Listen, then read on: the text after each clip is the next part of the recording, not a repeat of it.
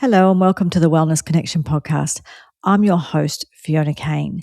This week, I'm going to be talking about the radicalisation of young women and how that's affecting their mental health, or how I think this is a mental health issue, and this has been spurred by, in the news in the last week or so in Australia, one of our previous Australians of the year, has been calling out Globalise the Intifada at a recent rally. So I'm just going to be talking about that. I'm going to start by quoting from Quillette.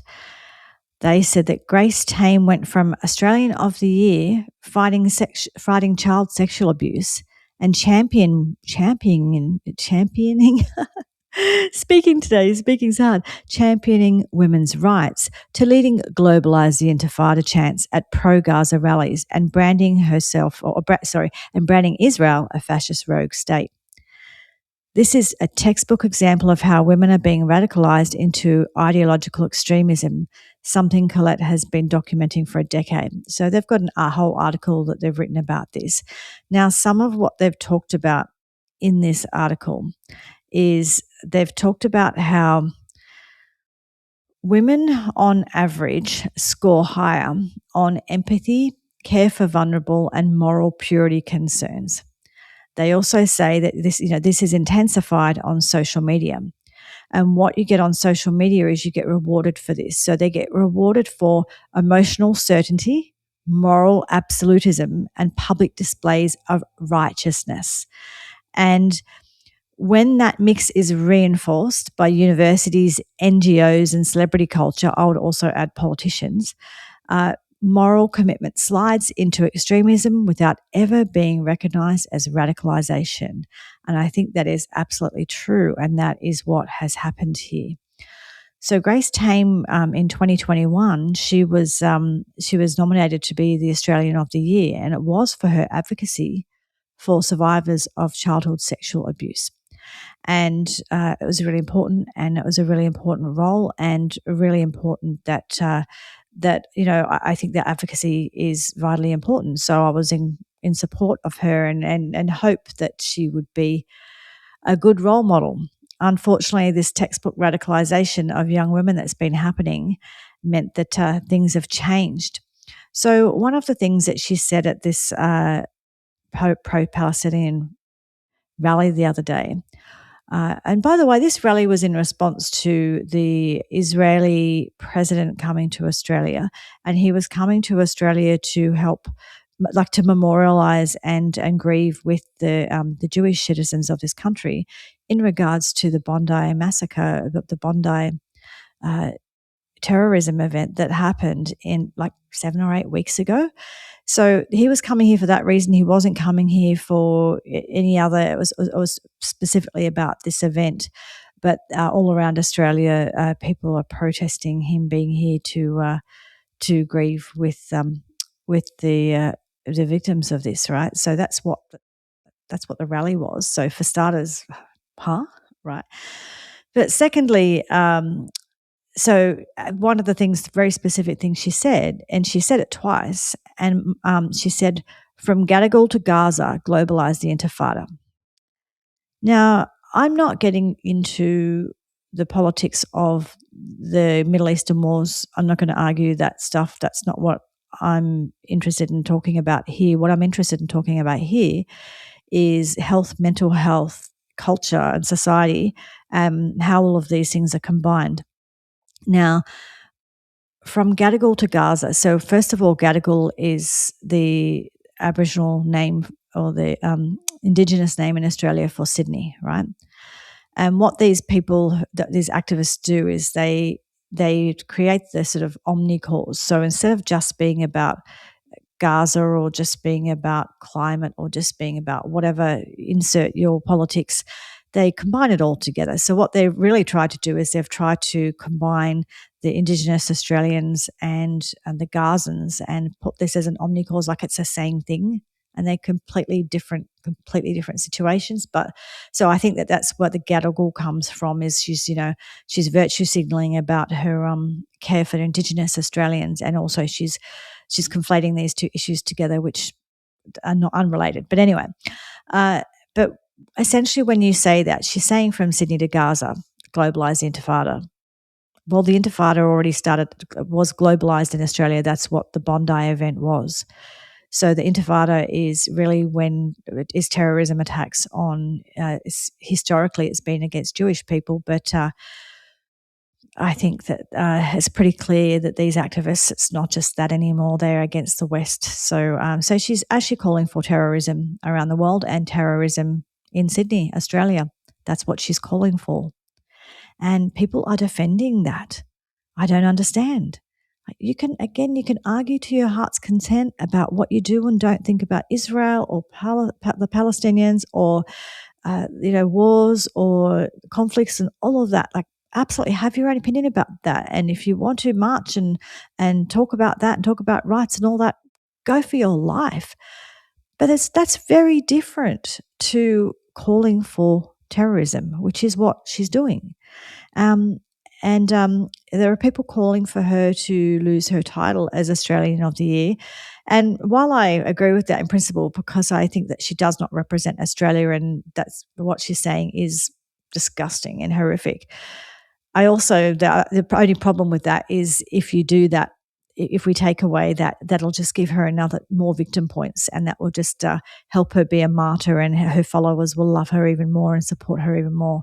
So the only problem with that is the victims, they love to have all this extra victimhood because it's good for their brand, So I don't know, it might be feeding into that if we do take away that Australian of the Year label from her.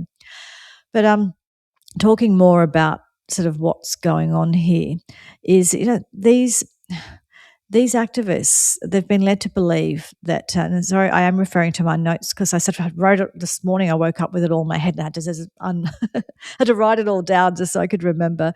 But these activists have been led to believe that the West is uniquely flawed and uniquely evil. And again, I've talked about this before. I'm not going to go into all the details again, but the whole world has done, every country, every place, whatever, the people have done evil things, people have done bad things. The history of the world is places have been invaded, places have been fought over in wars, places have been colonized, blah, blah, blah. All this has happened all around the world.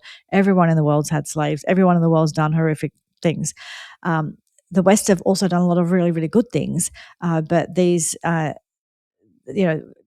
which is why everyone wants to be here, right? Why is everyone fighting to be in Australia and America and the UK and whatever? Because we're uniquely good in many ways, and we stopped things like slavery, and and we're by no means perfect, but it's one of those things that's like, when you look around the world and see all the different systems in place, who's got the better systems? Well, the West, of course. That's why everyone wants to be here. Is it flawed? Yes. But is it better than a whole lot of other places? Yes. So anyway, they just absolutely convinced that we are, disgusting and terrible and bad, and everything about the West is evil and it must be torn down. And that is literally what they're calling for. It's not just, you might think that this is just about defending, saving children in Gaza or something like that. That's not what this is. This is a bigger thing, which is why I said it's also the omni-cause. The omni-cause as in, like, that's why, Greta can go from 1 minute she's about the environment and the next minute she's going to save the Gazans from the terrible Israelis or whatever. That's why they can go from just slip from one thing to the other, because it's all the same thing to them, because it's actually neo-Marxism, the new Marxism, and the whole idea of it is to destroy the West. So you create the omni-cause and you just get these little foot soldiers to just go from one to the other. 1 minute you just go to your wardrobe. One day you get out your BLM t-shirt. The next day you get out your keffiyeh to wear and do the Gazan march. The next day it's the climate march, and what is it the day after that? I don't know. It's some other omni-cause, right? And that's exactly what they do. So they are openly calling for the West to be destroyed. And you might think they're just targeting the Jews, but they're not. They're actually now, that's against the West. It's, when you look at this and when you look at these angry young people that are involved in this, like, for starters, what Quillette said was right, that a lot of it is these young women. And I think part of that is it's young women, instead of a society where young women had children and had families and had a place where they could pour all of that love and compassion and empathy into, they don't. So now they're pouring it all into whatever the cause is, whatever the latest cause is, and whoever the latest oppressed people are. And that's exactly what they're doing. I'm not saying men aren't involved in this as well, but a lot of women are leading this. And one of the things that you look for if you have a Marxist cause and you want to destroy the West, well, it used to just be about rich and poor. I've talked about that before, and it still is. You just only have to listen to the new, is he the mayor of New York, Mamdani, talking about tax the rich, tax the rich. No one ever thought about that before. Yeah, just tax all the billionaires. They all leave the state. No longer got any billionaires. Then we can all be poor together. But anyway, whatever. But that's always been historically the Marxist thing. But now it's easier to use other strategies because the young people, they are somewhat concerned about the money and everything that's part of it, and poor versus rich and all that sort of stuff as part of the story. But now they use other things. So if you want to get foot soldiers, what you've got to do is you've got to find people who are really easy to become foot soldiers. And the people that you can target, the people who are the best targets are the people who already feel like they're victims or are victims, or are the people who are considered to be marginalized in society or have decided that they are. And so you look for people who, and this is where I sort of talk about the health and the wellness and the mental health side of it. People who are already disconnected from their bodies, people who are disconnected from their bodies are usually disconnected from their bodies for really good reasons, as in they've been abused sexually, childhood abuse, that sort of thing. Maybe and the other people who are very disconnected from their bodies are the people who have the body dysmorphia, and the people who believe that they're born in the wrong body, all that kind of stuff. So these sorts of people are very disconnected from their bodies. It's not unusual to disconnect from our body when our body is our source of pain for one reason or another. And so justifiably, these people do disconnect from their bodies. And what they need is support and therapy and all the things that they need for healing so that they can reconnect, not to be kept disconnected from their bodies. And that is where, again, bringing in the transing the kids thing, that is one of the reasons I have such big issues with this, because what they do is they find children who are very disconnected from their bodies, and instead of helping them heal and helping them become connected to their body and learn to live in the body that they were born with, everyone affirms and tells them that they really are in the wrong body, and they were born in the wrong body. They're victims. They're marginalized in society. They're being genocided against. They can never be happy because they were born in the wrong body. But the solution is, if we mutilate you and put you on puberty blockers and put you on all these hormones, we'll solve all your problems and you'll be fine and everything will be great, which is a complete lie. And so what you do is you create lifelong mental health and physical health patients. Puberty blockers actually prevent maturation, not just sexually, but maturation. And so you end up with these childlike people who are very angry because they've had their things like their sexual freedom and pleasure, their ability to have children, their ability to live in and enjoy their bodies and fully become who they were meant to be. All of that gets taken off them. So you do get super angry people. And that is why the last probably 5 or 6 or 7 mass murders in the US and now in Canada, the people who have been involved have been people who call themselves trans. They're very angry young people for a good reason, but it doesn't justify what they're doing. So these are great foot soldiers for communism. Remember in China back in the revolution, they turned all the children against their parents, and the children, were up in arms against their parents and destroyed their parents. Well, they're doing the same thing here. So you just have to look for the people in society who are marginalized or who are part of the oppressed categories. And that is why it's really, really important to these people to identify who's the oppressed and who's the oppressor, and tell the oppressed people what victims they are. Because if you constantly tell people that they're terrible victims and that they are marginalised and that everyone hates them and they're being genocided against and all those things, it keeps them in the angry phase so that they can be your foot soldiers for your revolution. And they need foot soldiers for their revolution. So that explains why you end up with people like Grace Tame and all of the other sorts of people who are the young people who are being fooled by this, and the older people as well. Like, it's just, I was talking about this on my private Facebook the other day, and there's grown women who are very, very mature, very sensible women, but also very, very empathetic people who are supporting terrorism, essentially. It's like something broke in their brains, and they don't understand that they're supporting terrorism. You can support whatever you like or believe what you want about wars and go and march for whoever and go for your life. But there's a difference between, caring about children in Gaza and thinking that it's okay to murder children. Like, very different things. The thing is, it's all about this victim hierarchy. You find the victims and you tell them they're victims. You support their victimhood.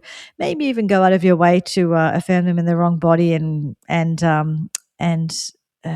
mutilate them and all the rest of it. And then you've got foot soldiers, right? So these people, for whatever reason, they believe that what has happened in Israel and Gaza is uniquely bad and uniquely awful, and it's the worst thing and it's the only thing, and therefore we've got to destroy the West and destroy Israel. They hate Israel, but they don't just hate Israel; they hate the West. And these people, it's interesting because they don't know. Some of them don't know. I've seen them interviewed over on campuses in the US. They don't know what happened on the 8th of October, these young students. Some of them do know and they excuse it. Some of them don't believe it. They've heard it, but they don't believe it because it's all just made up, even though Hamas filmed themselves doing it and showed it live and were very proud of it. And, hey, Mum, look what I did. Look how many people I killed. Even though that's what happened, we don't believe it, apparently, or they just don't know that it happened. And then the others justify it, and this wasn't even about Israel's response, because the day after, which is way before Israel's response, people were out sort of celebrating what happened on that day. And it's interesting because it's the people like Grace Tame and those young people like her that you think they would relate to the young Nova festival goers who were all about love and peace and doing this music festival. A lot of them were people who were supporting and helping the children in Gaza and driving them across the border and giving them aid and getting them medical care and all the things. That's these people who were targeted. And these women, don't forget, they were raped and tortured and murdered, and it was women and it was children and it was babies and it was grandmas and it was all sorts of people who were harmed. And these young people, these young activists, they can excuse that. It either didn't happen, or they don't know about it at all, or they somehow can morally justify it because they just say that, oh, well, no, Hamas are freedom fighters. So because you're a freedom, just think about that, right? Like any war in anywhere around the world, any cause, any war anywhere around the world, whether you're talking about World War II, World War One, like any cause, any war, do you kind of think, well, okay, well, it would have been okay if those people had have raped and tortured those people and killed their children because they were morally justified, because it just doesn't translate anywhere, but apparently it translates here. This is a suicidal empathy that I've been talking to you about for a while now. So, you can care about people in Gaza, but you can't care about anyone else anywhere else. And these people, they're supporting the actions of Hamas and Hezbollah, but they're not supporting the Iranians. Like, 35,000 people have been killed, as far as I'm aware, in Iran in the last little while. Now, the women in Iran, they are, again, if you look for a victim group, if you look for someone who's been marginalized and treated badly and abused and should be an oppressed victim group in their victim hierarchy, well, I would think that would include all of the women around the world who are forced to wear veils, who, in Iran, I think they're not even allowed to talk because their voice might make a man want to attack them. And of course, it's the women's fault. So they're not even allowed to talk, let alone go outside and let alone have a life, right? So they're not allowed to talk outside of their home. They've got to be completely veiled up. And I don't know if they do it in Iran, I can't remember now, but in many of these Islamist countries, the women are female genitally mutilated. And also what happens in places like Iran is if a woman does, so first of all, it's legal for a husband to beat, abuse, and assault his wife in every way. And it also, if a woman in Iran does get assaulted, so SA, I'm not going to, if some words on, if I use too many trigger words on here, I won't get published. But so it's perfectly legal for a man to do that. But if that happens to you, like say out, not with your husband, but someone else, what happens over there is the woman is usually blamed for what happened to her. And what happens is either she's killed for what happened to her, or she's forced to marry the person who assaulted her because, she's shamed everyone. I think they've got to get like 4 people to just go on their side and support them and say that, that really she really was a victim. Otherwise, it was her fault, and it's her fault essentially, right? So these are the women who really are marginalised and really do need our support.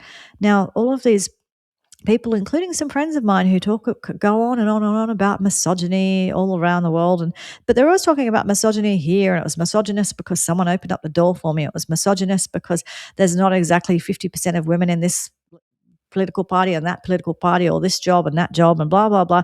Always going on about misogyny. But the same people going on about misogyny won't support the women who really are being harmed by misogyny, which includes all of the women who are being affected by Islamism that I'm talking about, but it also includes all of the women who are being treated badly, not allowed to have their own sports because men do better in women's sports than women do, not allowed to have their own safe spaces because men should be allowed to be in those spaces, not allowed to have their own groups. Lesbian groups can't meet together in Australia unless men are allowed to go as well. So it's quite weird that this ultimate misogyny, which is men make better women than what women do, therefore they get to have everything and do all the things that we get to do, or men get to destroy women like they do in these Islamist cultures. I don't hear any of these feminists talking about those people, and they won't support the Iranians because Iran is the enemy of Israel, and of course, as far as they're concerned, Israel is the most evil thing in the whole wide world. Therefore, they have to support Iran's mission to attack. And so so they can't, in their brains somehow they must, when they're trying to do the math, I don't know how they do the math, they're trying to do the math to try and figure out who the oppressed are and who we should support.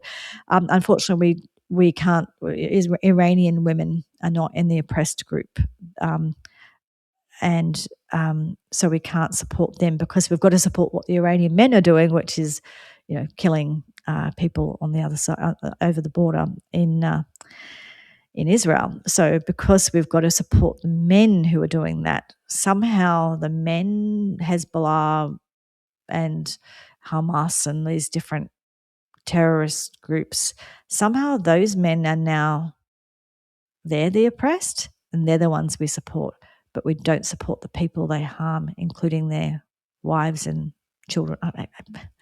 Make it make sense, right?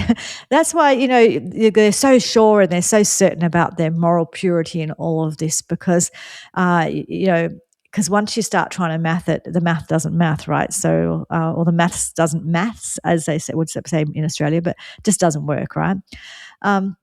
So they're not calling for the end of female genital mutilation. They're not calling for the end of spousal assault. They're not standing up for the women who are blamed for their own assaults. They're not standing up for the 9-year-olds that are forced to marry, and women who aren't allowed to even to go out of the house without a hijab. And they're actually celebrating World Hijab Day, right? And these women, they call themselves progressives. These are the progressives. The progressives are the ones that, they talk about misogyny where it doesn't exist. They don't see it where it actually does exist. And, this is a terrible mind virus, parasitic mind virus that Gadsar talks about.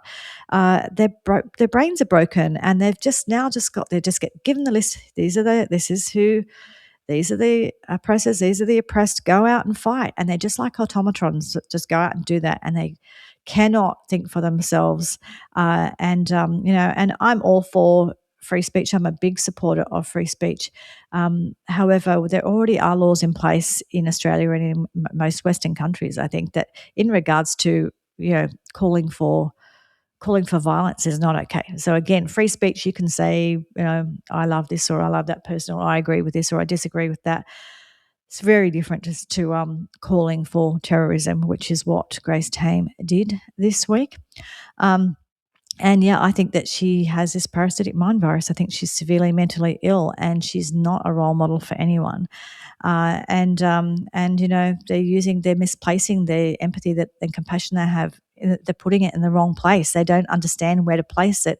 They're putting it in the wrong place, and their virtue signal is being rewarded, because at the moment this progressivism is just wonderful, and we all can just like bathe in our own wonderfulness because we're all progressive and we're all empathetic, and aren't we wonderful?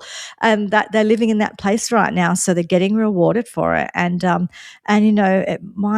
This is not innocent. This is calling for the downfall. It's calling for the downfall of women and women's rights. It's calling for the downfall of the West. It's calling for the downfall of all of that. And as what happened in Iran, once we let these kinds of people take over, it'll be the progressives that get knocked out first, once they've killed everyone else. So that the progressives that help herald this in are the ones that will be murdered first, which is exactly what happened in Iran. So should she lose her title as Australian of the Year? Look, the emotional part of me wants to say yes, because I don't think she deserves to be celebrated and to give her, she just doesn't deserve a platform, and she doesn't deserve to have that title.